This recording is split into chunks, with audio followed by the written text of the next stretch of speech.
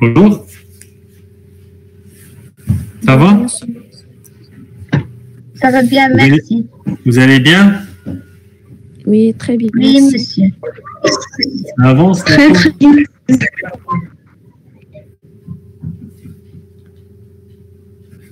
L'affichage, je crois, il est prévu entre le 3 et le 5 mai.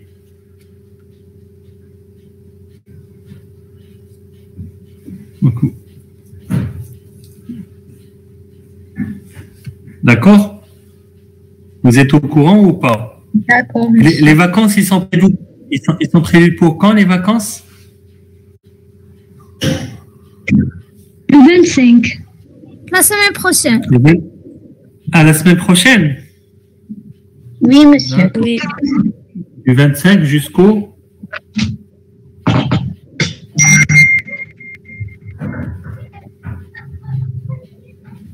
Demain. 2 mai, d'accord. Et après 2 mai, on aura les cours ou c'est bon, je ne sais pas, je n'ai pas vu le calendrier, donc après le 2 mai, est-ce qu'on aura cours? Oui, monsieur. Après, c'est pas les examens, on aura cours. Non, les examens, c'est le 3 juin. Le 3 juin, d'accord. D'accord. C'est bien. Alors, vous avez des questions à me poser? Oui, monsieur, j'ai des questions. Dites-moi. J'ai une question par rapport à les actes de commerce, notamment à l'activité de la vente. Monsieur, je reviens à l'exemple que vous avez donné. Lorsqu'il y a une personne qui a vendu un téléphone, Oui. pour la première fois, il ne devient pas un commerçant parce que ce n'était pas leur activité commerciale. Exactement. Là, j'ai compris. Mais monsieur, si on prend la même personne et qui a acheté des autres téléphones pour les revendre avec un bénéfice, est-ce que là, il devient commerçant? Même s'il le vend pour générer un bénéfice, mais une seule fois, il le fait une seule fois, isolément, de manière isolée, cela ne lui donne pas la qualité de commerçant. Mais si il a répété plusieurs fois, Il faut qu'il y ait une répétition de l'acte, de l'activité. D'accord? Aujourd'hui, je vends le téléphone portable. Mon téléphone portable, je le vends, peut-être que je l'ai acheté à 1000 dirhams, je le vends à 1500 dirhams. Je n'ai pas la qualité de commerçant. Mais si j'achète un autre téléphone portable pour le revendre, je le fais une deuxième, une troisième, une quatrième fois, là, je deviens commerçant. Et vous allez il faut se poser la bonne question. Pourquoi, à quoi sert si on a la qualité de commerçant ou on n'a pas la qualité de commerçant? Quelle est l'utilité de cette question? Quelle est l'utilité de cette question? On doit connaître l'utilité de cette question. En cas de survenance de litige, il faut comprendre à quel tribunal on doit s'orienter. C'est la question principale. Quel est le tribunal qui va trancher ce litige? Donc, si on est face à une personne civile, ce n'est pas la même chose qu'on soit devant une personne qui exerce une activité commerciale.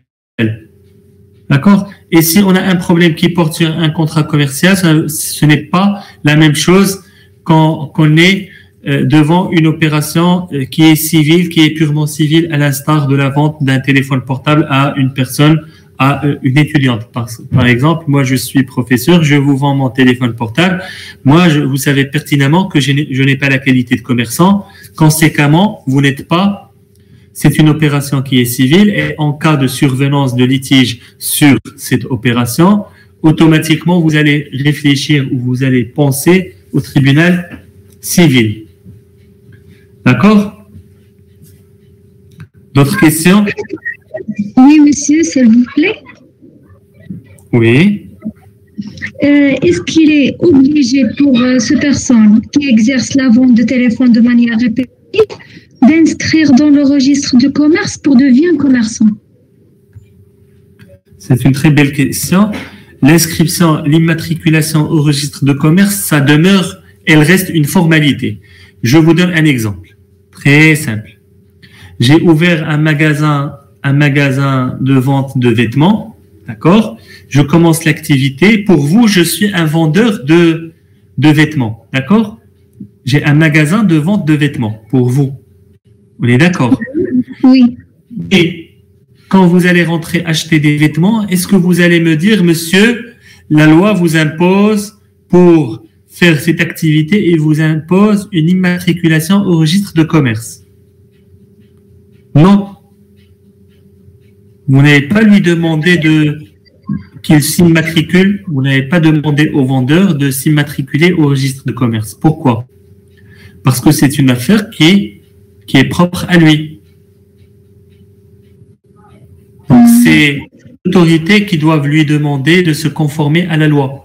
Parce que, comme vous le savez, l'immatriculation au registre de commerce d'un commerçant est une obligation légale. D'accord? C'est une obligation légale. Donc, c'est la loi qui impose cette formalité administrative aux commerçants ou aux personnes qui veulent exercer une activité commerciale prévue par l'article 6 ou 7 du Code de commerce.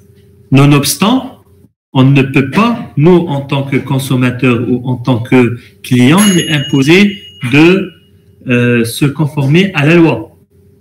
Donc, ça reste une formalité qui est exigée par la loi. Et l'absence de l'immatriculation au registre de commerce est punissable d'une amende qui est prévue aussi par le Code de commerce. Donc, c'est pas nous qui allons lui imposer de se conformer à la législation commerciale, c'est la loi et par le biais de l'autorité qui va lui rappeler à l'ordre, lui faire un rappel à l'ordre. Lorsqu'on passe voir quelqu'un, lorsque l'agent de l'autorité passe pour vérifier si quelqu'un est immatriculé au registre du commerce ou non, on lui demande de se conformer à la loi, c'est-à-dire de faire les formalités relatives à cette inscription. Et s'il n'est pas inscrit, on lui donne un délai. Et s'il ne s'inscrit pas dans ce délai, on lui impose une amende. D'accord? Donc, ça reste, pour répondre plus clairement à votre question, ça reste une formalité vis-à-vis de la loi. Et la personne qui n'est pas immatriculée au registre de commerce a la qualité de commerçant. D'accord? Donc, pour nous, il reste toujours commerçant. Pour vous, il est commerçant. D'accord. Et si vous voulez faire une séance, vous allez la faire dans le tribunal de commerce.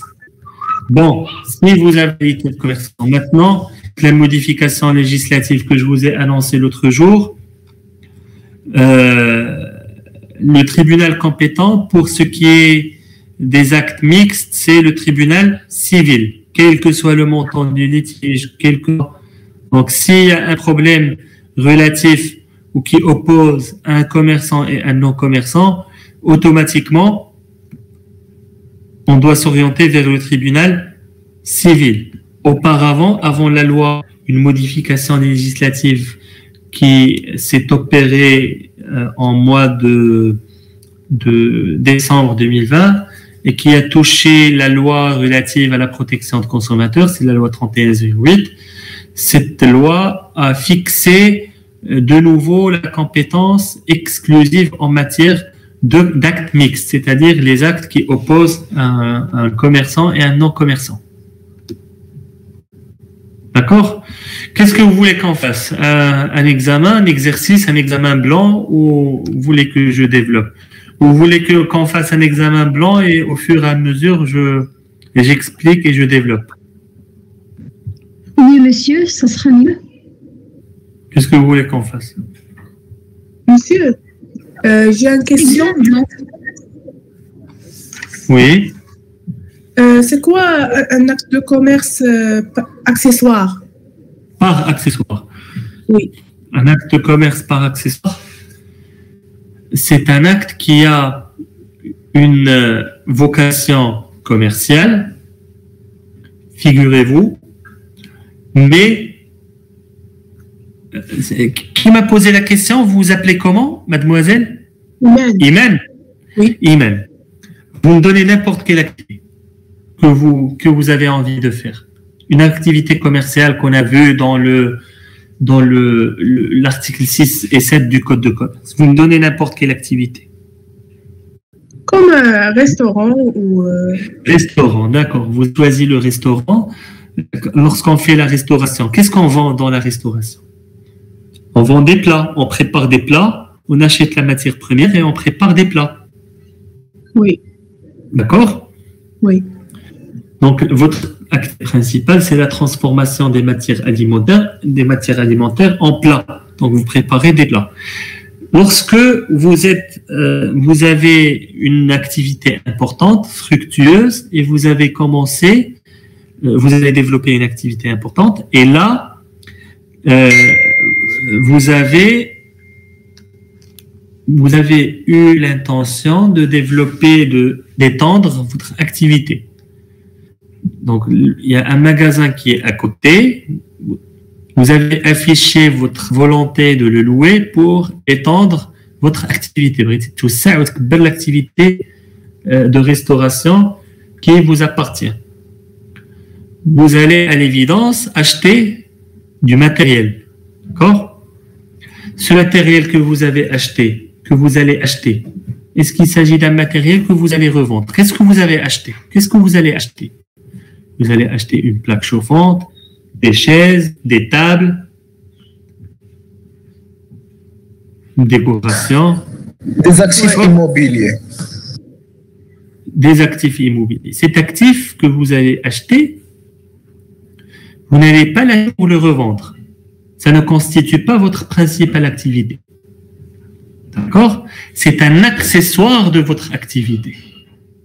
L'autre jour, on a acheté une moto qui va nous servir à la livraison. Donc, on a commencé à développer notre activité et on va faire la livraison à domicile. Cette livraison à domicile,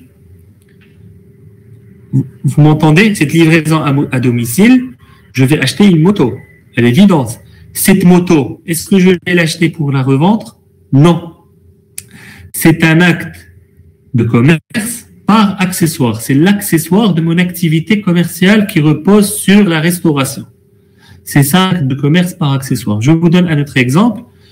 Vous avez une pâtisserie et vous avez acheté pour mieux exposer votre pâtisserie, vos tartes, vous avez acheté une vitrine.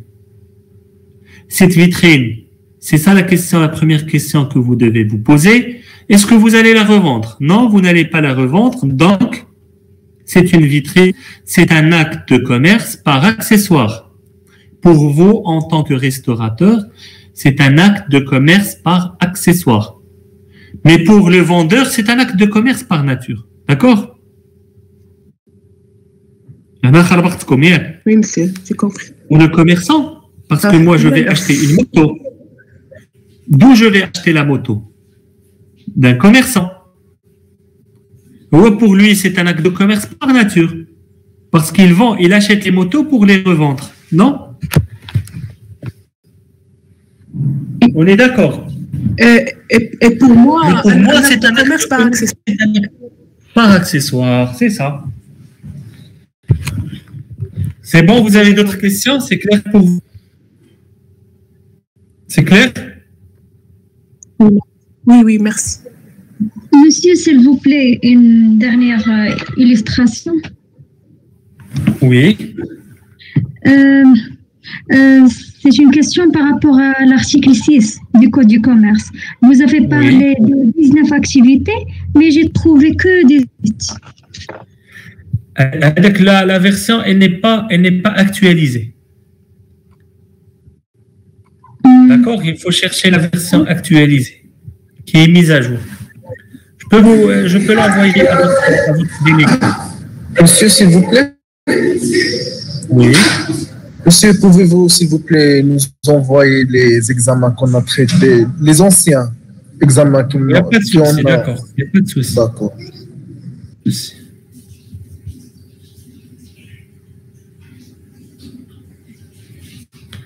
Je suis juste en train de chercher l'examen, l'épreuve.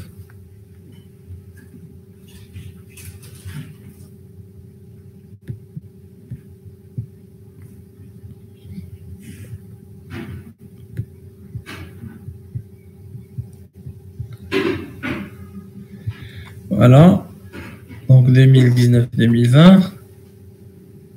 Session rattrapage.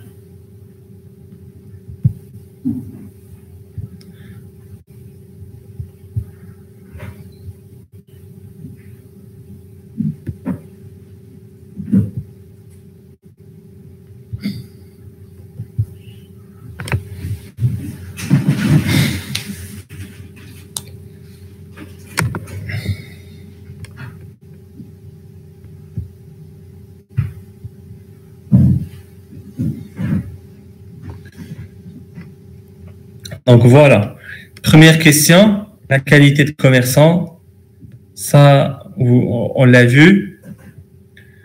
Les juridictions commerciales, attendez, ce que je vais faire, c'est 103 rattrapage.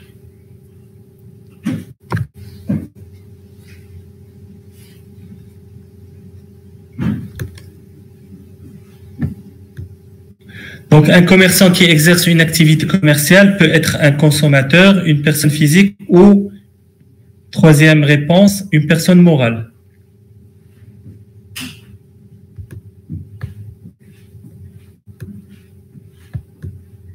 Qu'est-ce que vous en pensez?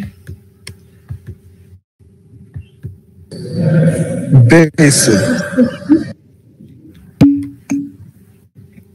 Prenez votre temps.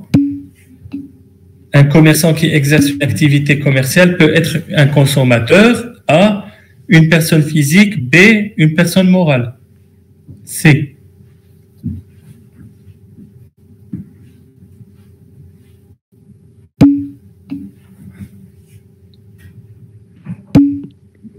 Physique ou morale?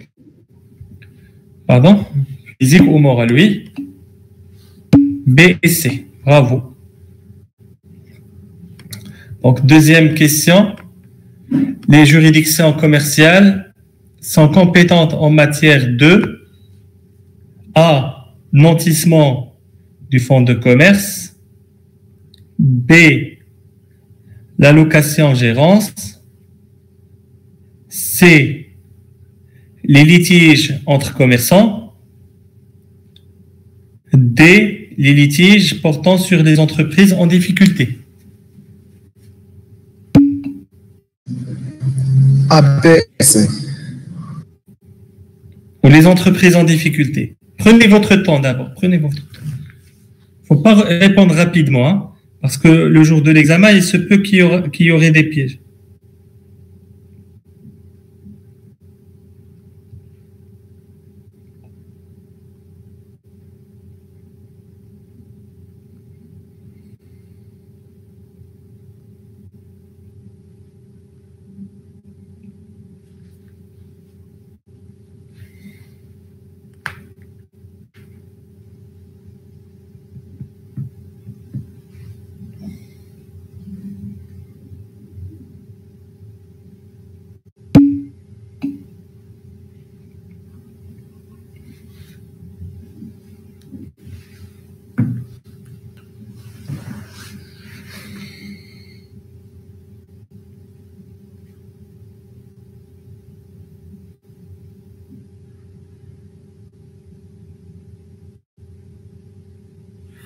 Alors, je nous obtenu.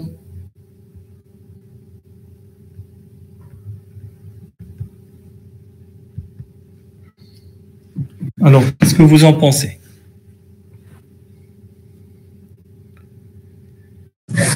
Toutes les réponses sont justes. Là, il y a un piège. Mais il y a un piège. Monsieur, vous pouvez répéter, s'il vous plaît. Les juridictions commerciales sont... J'ai improvisé. Le nantissement du fonds de commerce, les litiges entre commerçants, les litiges portant sur des entreprises en difficulté. Ou je nous la quatrième?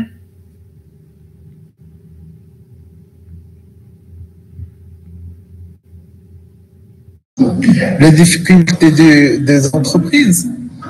La difficulté.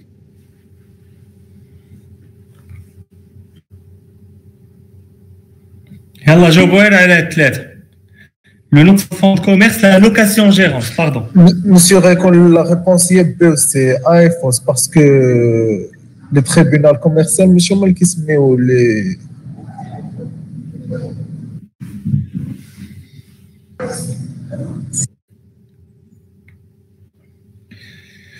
Les juridictions commerciales sont compétentes en matière du nantissement du fonds de commerce,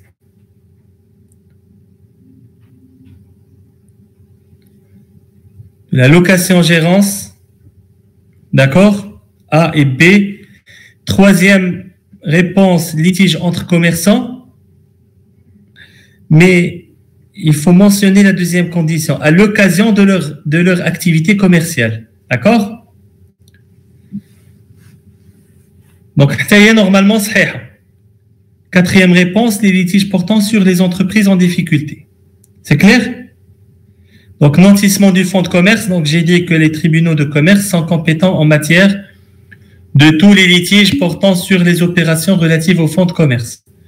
Et j'ai dit qu'il existe 4 opérations relatives au fonds de commerce, à savoir la cession du fonds de commerce, le nantissement du fonds de commerce, l'apport en société et la location-gérance. Toutes ces opérations relèvent de la compétence des juridictions commerciales.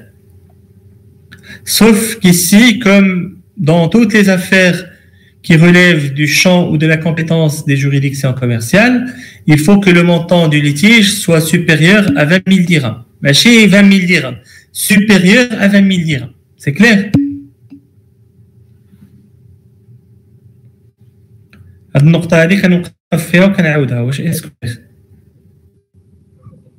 Oui, monsieur, c'est clair.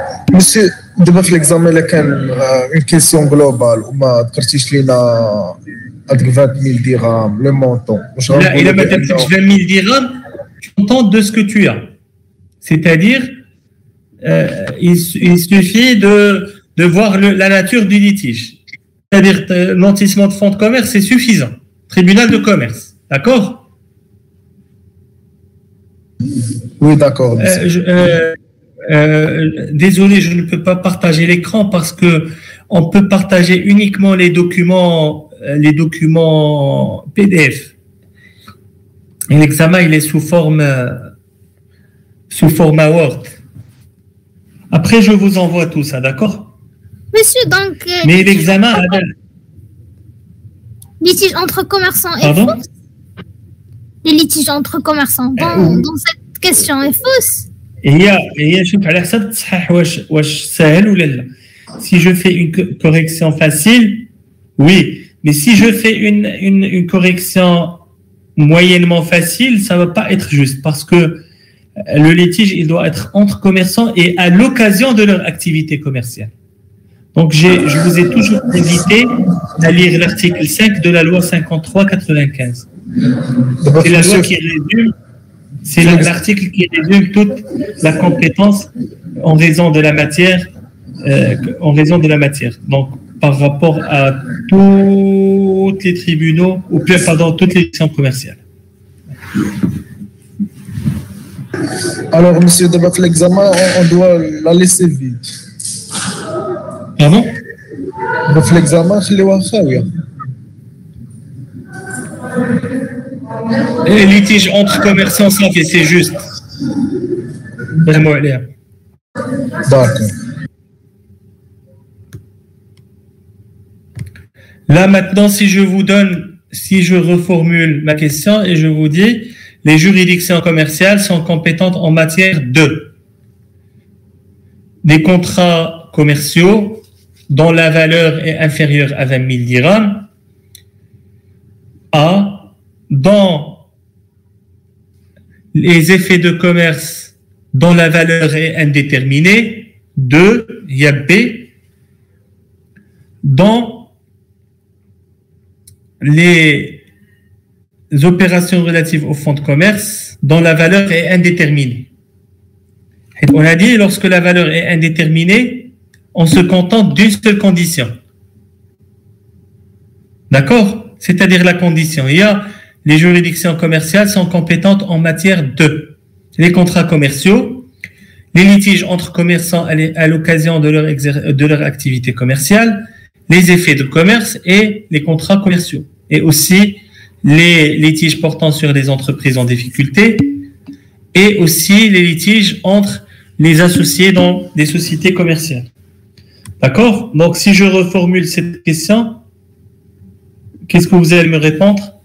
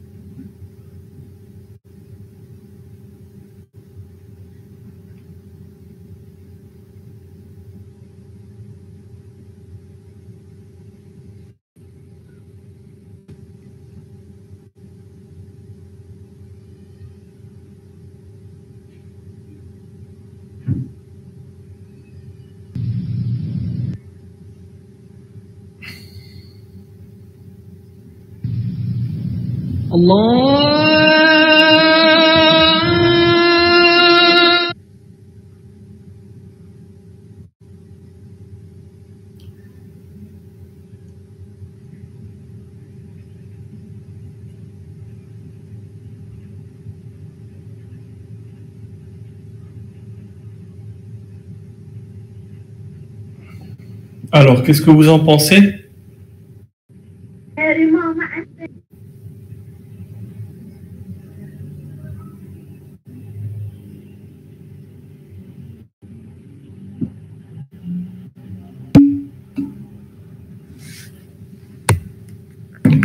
Pourquoi A non? Pourquoi vous avez éliminé A? Le montant est inférieur de 20 000 dirhams. Inférieur à 20 000 dirhams. Ouais. Vous avez raison. Et si je vous dis, est-ce que les tribunaux de commerce sont compétents en matière d'accidents de circulation dont le montant d'indemnisation est supérieur à 20 000 dirhams? Non, monsieur. Bravo. Ça, je vais essayer de vous piéger, hein? D'accord? Donc c'est ça les questions de LQCM. Essayez d'avoir le bon réflexe. D'accord? Vous avez des questions ou on continue? On continue ici. Les actes de commerce ont un caractère commercial par A, nature, par B, accessoire, C, par objet, D, par origine.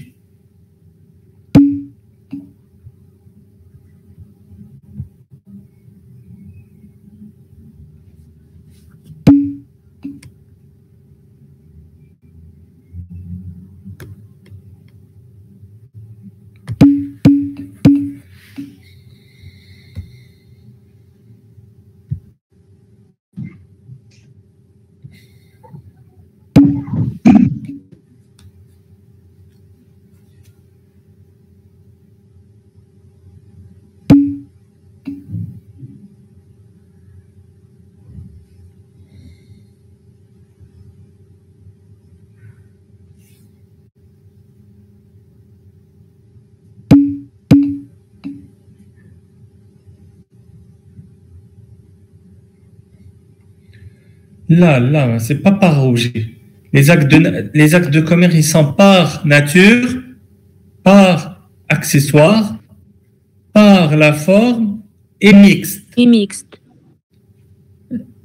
Pourquoi vous m'aviez dit par objet? Qu'est-ce que par objet?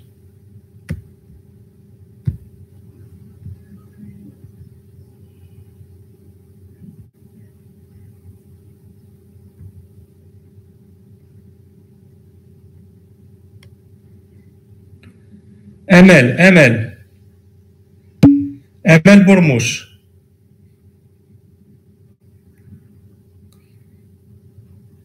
أمل كتسمعيني؟ أمل ألو؟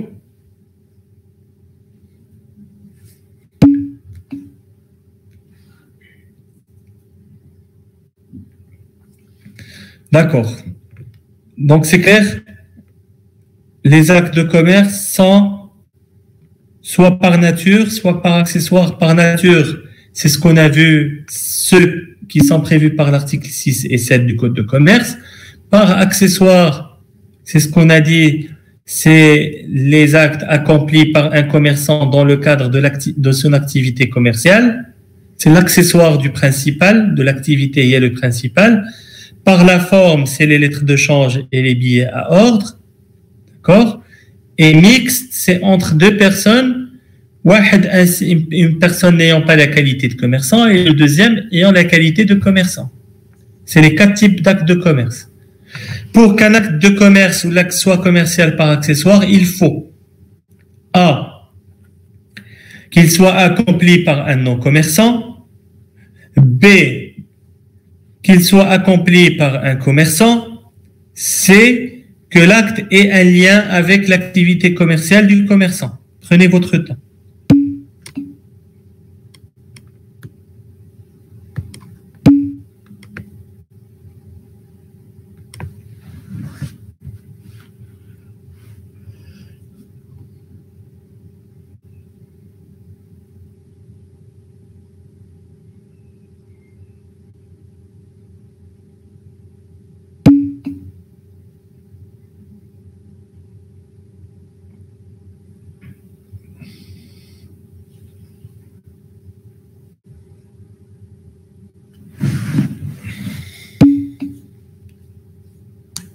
Donc B et C, est-ce que vous êtes tous d'accord avec ces réponses?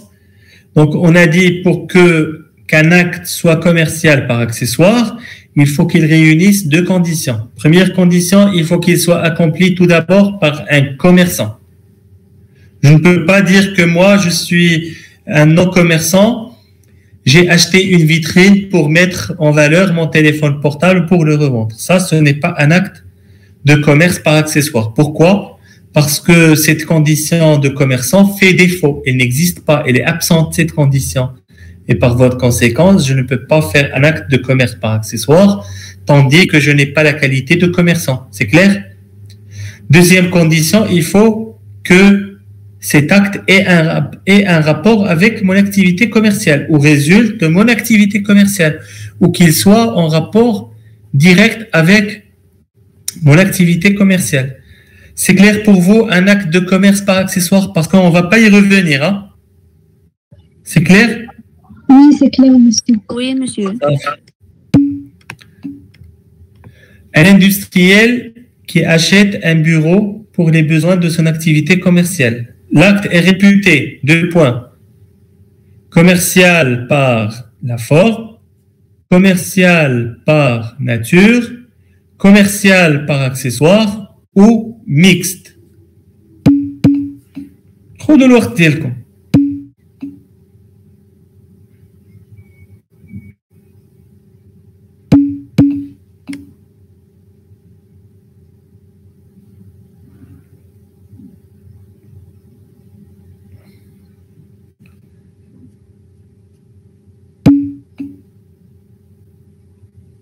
Vous voulez que je répète la question? Un industriel achète un bureau pour les besoins de son activité commerciale. L'acte pour lui est réputé commercial par la forme, commercial par nature, commercial par accessoire ou mixte.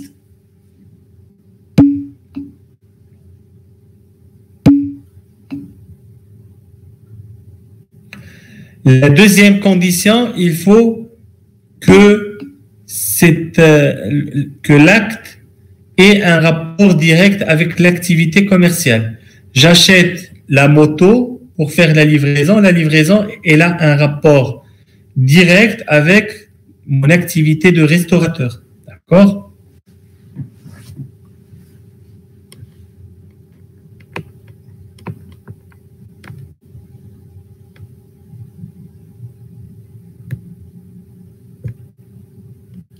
Alors, qu'est-ce que vous en pensez? Il s'agit d'un acte de commerce. Quel type d'acte de commerce? Un industriel qui a acheté un bureau Pour accessoire. par accessoire. Vous êtes tous d'accord? Oui, monsieur, Oui, pour monsieur. accessoire. D'accord? Quand il a acheté ce bureau, il est avéré, le montant du bureau s'élève à 25 000 dirhams. Quand il a acheté ce bureau, il a constaté que ce bureau souffre d'un vice important. Il a voulu restituer le bureau. Le commerçant, celui qui lui a vendu le bureau, s'en est abstenu. Donc ici, il y a un problème entre les deux personnes. Quel est le tribunal compétent?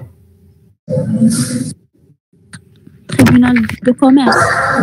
De commerce, car le montant est 25 000, supérieur de 20 000, et ils se sont des commerçants. Oui. Deux commerçants. Bravo. Donc, le tribunal, et si le montant était inférieur à 20 000 dirhams, même s'ils sont commerçants, le tribunal compétent sera Civil. le tribunal Oui. civil. Tribunal civil. راه غير الا ما جبتوش 20 sur 20 راه هكا يكون الامتحان. إن شاء الله. راه لو تو دو ريوسيت العام اللي فات راه قلت لكم. Il y a un seul étudiant qui n'a pas validé chez moi dans la session de rattrapage. Tout le monde a validé. Allah يخليكم, il faut saisir cette opportunité pour avoir une bonne note. D'accord? En cas de survenance, attendez. Les opérations des sociétés commerciales sont des actes de commerce par la forme, des actes de commerce par nature, des actes mixtes où aucune réponse n'est juste. Les opérations de société commerciale.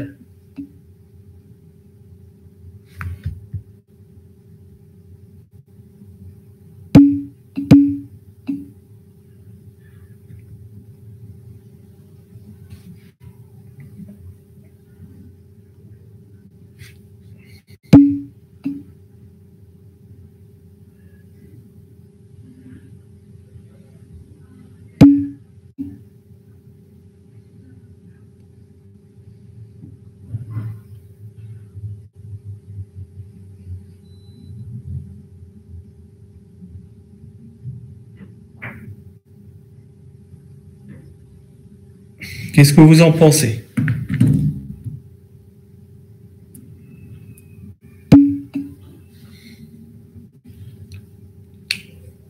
Là, les réponses, ما عندكمش بحال بعضهم. شوف عقلوا عليها مزيان هذه. Les sociétés. Donc j'ai dit que les actes de commerce par la forme, c'est tous les actes qui résultent d'un effet de commerce et aussi les actes des sociétés commerciales. Tout ce que font les sociétés commerciales, c'est des actes de commerce par la forme. Et il y a en quelque sorte, باش ما نخربق لكمش الدماغ ديالكم, حتى هما à vrai dire, les actes de la société, ils sont aussi des actes de commerce par nature. D'accord? Ils sont aussi des actes de commerce par nature. Et ils sont aussi par la forme. Mais la loi leur a donné ce caractère. Ils sont des actes de commerce par la forme. D'accord? D'accord? Est-ce qu'on est d'accord? Oui, monsieur. C'est clair. ما نعاودش حيت اخر مره كنشرح هاد النقط هادو باش ندوز لحاجه اخرى. Donc on est d'accord. En cas de survenance d'un litige, question numéro 10, en cas de survenance d'un litige portant sur un effet de commerce dont la valeur est de 20 000 dirhams, quel serait le tribunal compétent? Tribunal civil, tribunal administratif, tribunal de commerce. Civil, monsieur. لا خذوا ديالكم.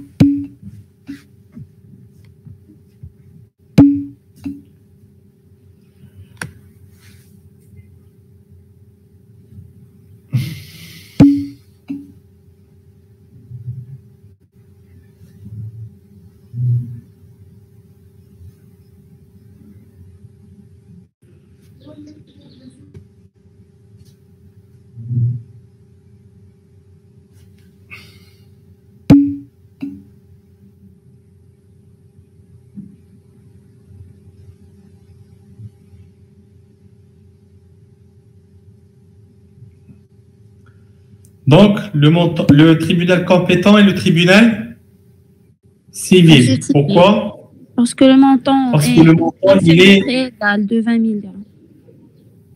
Inférieur à, ou plutôt égal à 20 000 dirhams. Et subséquemment, les tribunaux de commerce, ils vous disent, ou la loi, il vous dit, les tribunaux de commerce tranchent uniquement ou statuent uniquement sur des affaires dont la valeur est supérieure à 20 000 dirhams. Donc, même 20 000 dirhams, ils ne les prennent pas. D'accord? Oui, monsieur. Donc, c'est clair, je suis content que vous ayez assimilé cette partie de cours. Donc, est-ce que vous avez des questions?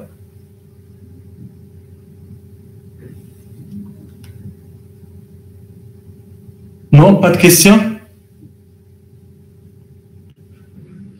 Tout est clair, monsieur, pour l'instant. C'est clair.